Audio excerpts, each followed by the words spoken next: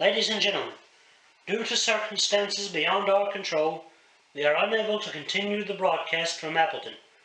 Evidently, there's some difficulty with our field transmission. However, we will return you to that point at the earliest opportunity. In the meantime, we have a late bulletin from San Diego, California.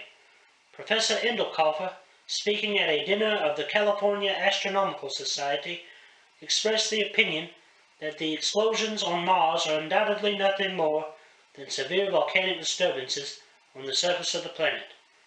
We continue now with our piano interlude.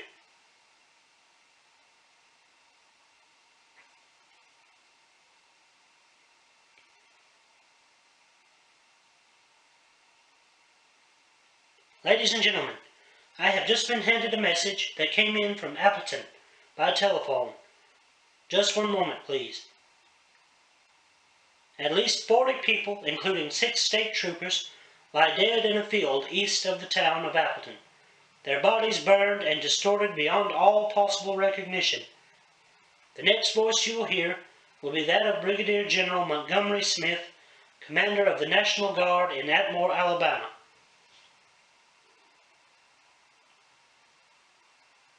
I have been requested by the governor of Alabama to place the counties of Escambia and Baldwin as far west as the state border and east to Andalusia under martial law.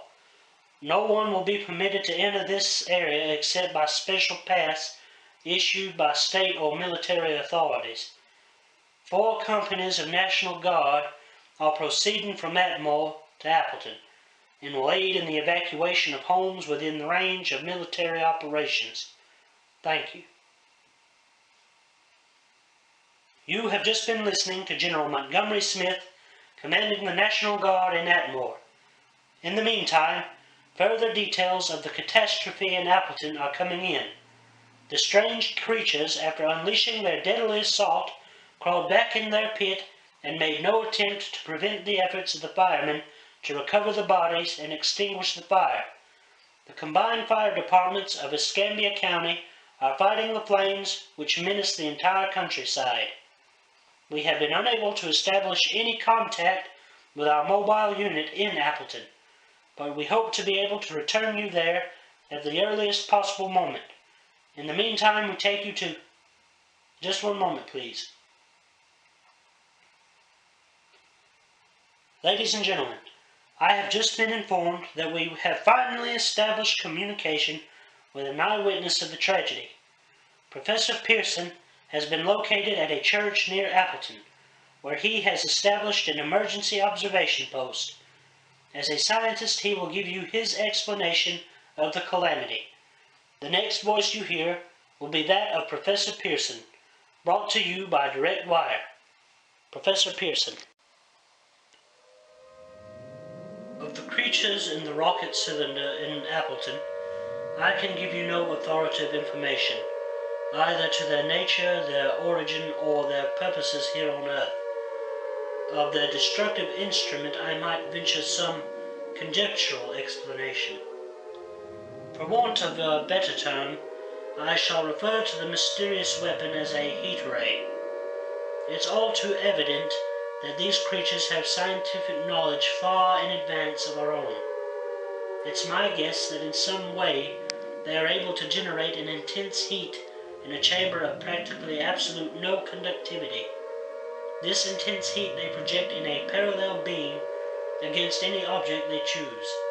by means of a polished parabolic mirror of unknown composition, much as the mirror of a lighthouse projects a beam of light onto the sea. That is my conjecture of the origin of the heat ray. Thank you, Professor Pearson. Ladies and gentlemen, here is a bulletin from Atmore. It is a brief statement informing us that the charred body of Carl Phillips has been identified in the Atmore Hospital. Now here's another bulletin from Washington, D.C. The Office of the Director of the National Red Cross reports 10 units of Red Cross emergency workers have been assigned to the headquarters of the National Guard stationed outside Appleton, Alabama. Here's a bulletin from State Police. The fires in Appleton and vicinity are now under control. Scouts report all quiet in the pit, and there is no sign of life appearing from the mouth of the cylinder. And now, ladies and gentlemen, we have a special statement from Mr. Harry McDonald, our Vice President in charge of operations here at the studio. We have received a request from the National Guard in Atmore to place at their disposal our entire broadcasting facilities. In view of the gravity of the situation, and believing that radio has a responsibility to serve in the public interest at all times, we are turning over our facilities to the National Guard in Atmore.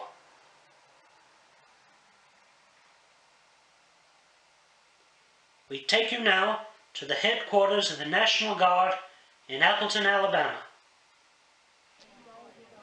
This is Captain Lansing of the Signal Corps, attached to the State National Guard now engaged in military operations in the vicinity of Appleton. The situation arising from the reported presence of certain individuals of unidentified nature is now under complete control. The cylindrical object, which lies in a pit directly below our position, is surrounded on all sides by 8 battalions of infantry, without heavy field pieces, but adequately armed with rifles and machine guns. All cause for alarm, if such cause ever existed, is now entirely unjustified. The things, whatever they are, do not even venture to poke their heads above the pit.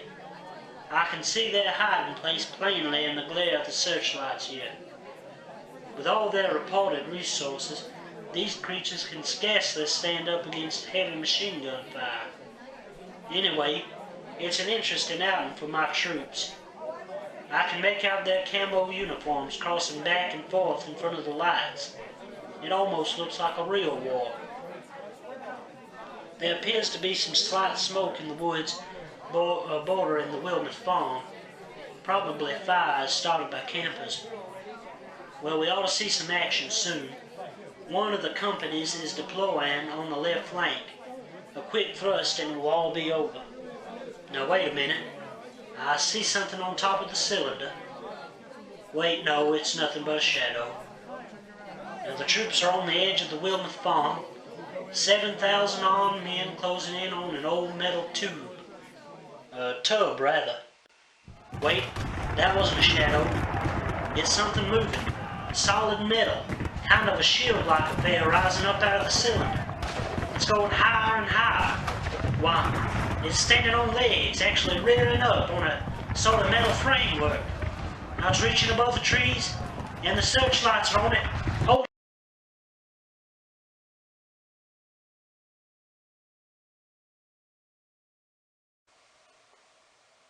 Ladies and gentlemen, I have a grave announcement to make. Incredible as it may seem, both the observations of science and the evidence of our eyes lead to the inescapable assumption that those beings who landed in the Alabama farmlands tonight are the vanguard of an invading army from the planet Mars.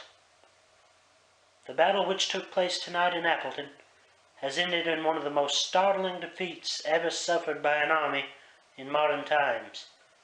7,000 men armed with rifles and machine guns pitted against a single fighting machine of the invaders from Mars.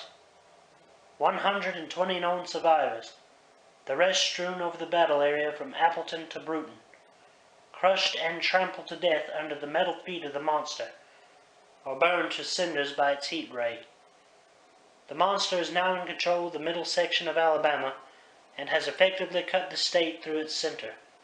Communication lines are down from Montgomery to the Gulf of Mexico. Railroad tracks are torn and service from Mobile to Atlanta discontinued except routing some of the trains through Allentown and Phoenixville. Highways to the south, east, and west are clogged with frantic human traffic. Police and Army reserves are unable to control the mad flight. By morning, the fugitives will have swelled southern Mississippi and west Louisiana. It is estimated to twice their normal population. Martial law prevails throughout Alabama and eastern Mississippi. At this time, we take you to Washington for a special broadcast on the national emergency. The President will be speaking from the Oval Office momentarily. We take you now to our national broadcast.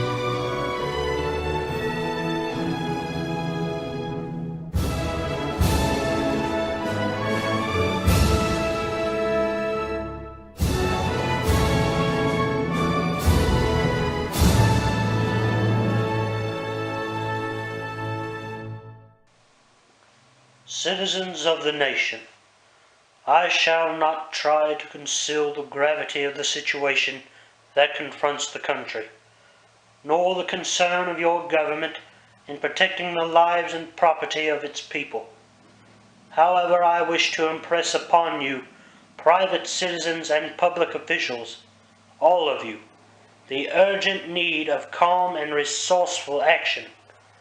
Fortunately, this formidable enemy is still confined to a comparatively small area, and we may place our faith in the military forces to keep them there. In the meantime, placing our faith in God, we must continue the performance of our duties, each and every one of us, so that we may confront this destructive adversary with a nation united, courageous, and consecrated to the preservation of human supremacy on this earth. I thank you. You have just heard the President speaking from the Oval Office in Washington, D.C. Bulletins too numerous to read are piling up in the studio here. We are informed the central portion of Alabama is blacked out from radio communication due to the effect of the heat ray upon power lines and electrical equipment. Here is a special bulletin from Mobile. Cables have been received from English, French, and German scientific bodies offering assistance. Astronomers report continued gas outbursts at regular intervals on the planet Mars. The majority voiced the opinion that the enemy will be reinforced by additional rocket machines.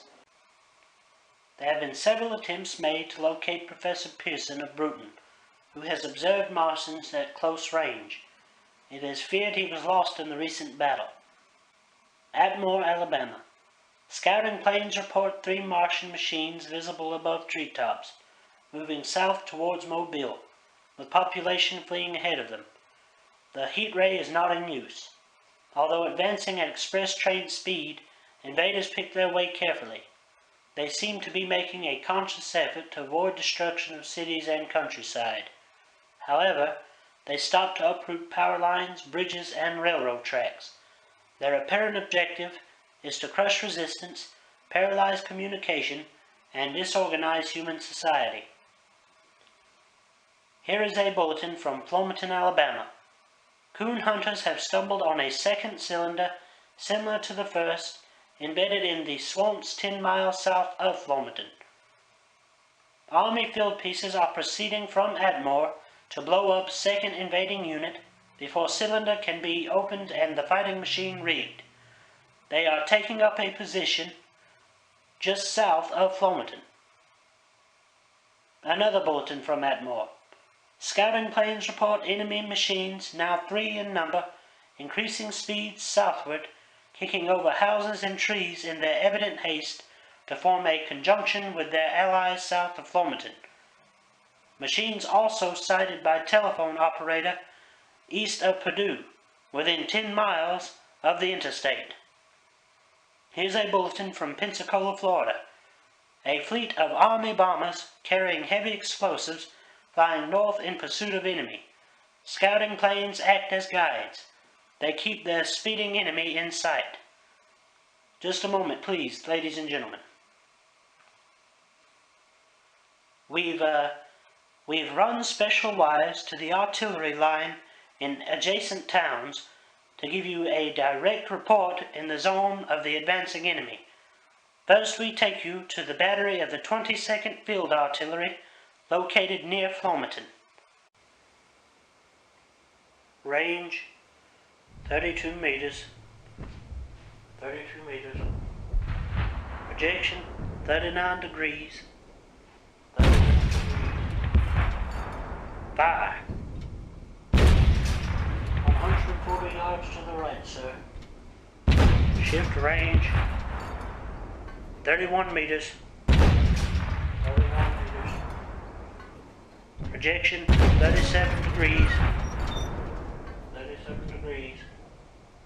Fire. A hit, sir. We got the tripod of one of them. They've stopped. The others are trying to repair it. Quick, give the range. Shift 30 meters. Projection 27 degrees. Fire. Can't see the shell land, sir. They're letting off a smoke. What is it? Black smoke, sir. Moving this way. It's right close to the ground. It's moving fast. Put on gas mask. Get ready to fire. Shift 24 meters. Projection 24 degrees. Fire. Still can't see, sir. The smoke's coming nearer. Get in the range. 23 meters. Projection 22 degrees. Army bombing plane B-843 off Pensacola, Florida. Lieutenant Ball, commanding 8 bombers, reporting to Commander Fairfax of Atmore. This is Ball, reporting to Commander Fairfax in Atmore. Enemy tripod machines now in sight, reinforced by 3 machines from the Flomaton cylinder, 6 altogether. 1 machine partially crippled, believed hit by a shell from an Army gun near Flomaton. The guns now appear silent. A heavy black fog hanging close to the earth of extreme density, nature unknown. No sign of heat ray. Enemy objective appears to be Mobile. They are pushing down a high-tension power station. Machines are close together now, and we're ready to attack. Planes circling, ready to strike. 1,000 yards and we'll be over the first. 800 yards. 600, 400, 200. There they go. The giant arm raised. Green flash. They're spraying us with flame. 2,000 feet. Engines are giving out, no chance to release bombs. Only one thing left, drop bombing plane and all. We're diving on the first one. Now the engine's gone. Hey.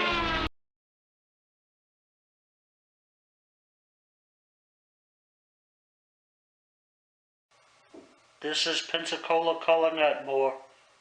This is Pensacola calling Atmore. Come in, please. This is Atmore. Go ahead. 8 Army bombers in engagement with enemy tripod machines over interstate south of Flomaton exit. Incapacitated by heat ray. All crashed. 1 enemy machine destroyed. Enemy now discharging heavy black smoke in direction of... This is Mobile, Alabama. This is Mobile, Alabama. Warning. Poisonous black smoke pouring in from southern Flomaton. Reaches South Street. Gas masks useless. Urge population to move into open spaces. Automobiles use routes 7, 23, and 24. Avoid congested areas. Smoke now spreading over Raymond Boulevard.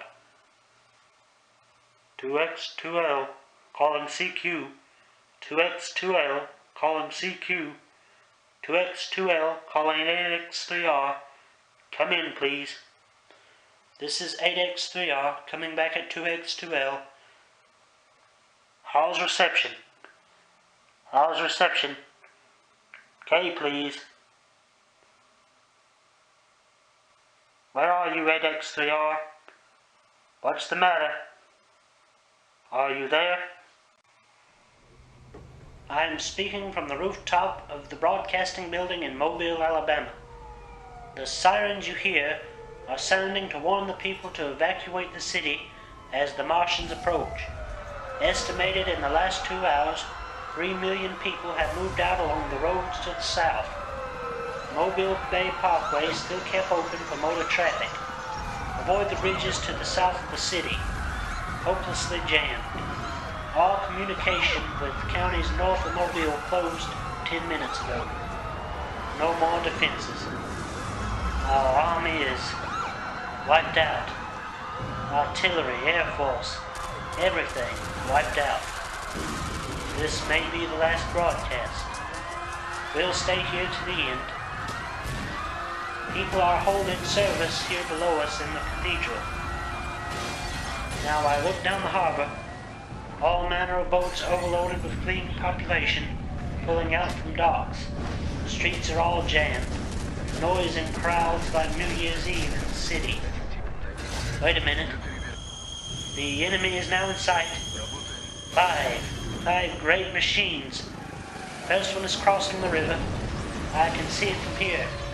Wading the river like a man wading through a brook. A bulletin is handed me. Martian cylinders are falling all over the country.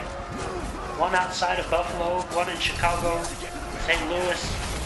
They seem to be timed and spaced. Now the first machine reaches the shore. He stands watching, looking over the city. His steel cowlish head is eaten with the skyscrapers. He waits for the others.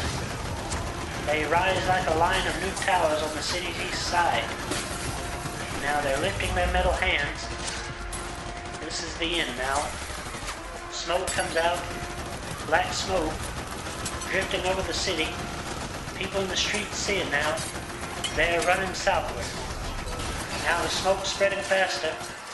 People are trying to run away from it, but it's no use. They're falling like flies. Now the smoke's crossing 6th Avenue, 5th Avenue, 100 yards away. It's 50...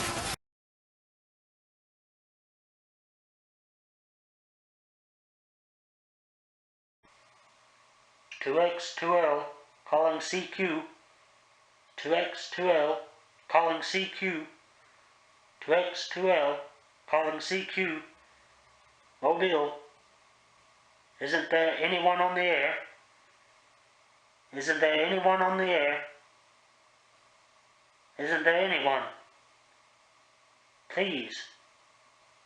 2X2L.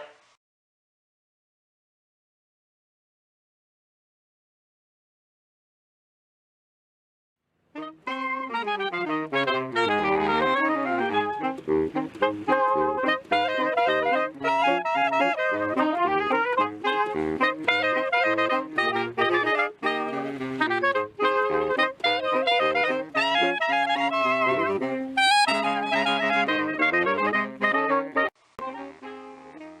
is Cody Stanford, ladies and gentlemen, out of character to assure you that the War of the Worlds has no further significance than as the holiday offering it was intended to be. The postmodern theater's own radio version of dressing up in a sheet and jumping out of a bush and saying boo. Starting now, we couldn't soap all your windows and steal all your garden gates.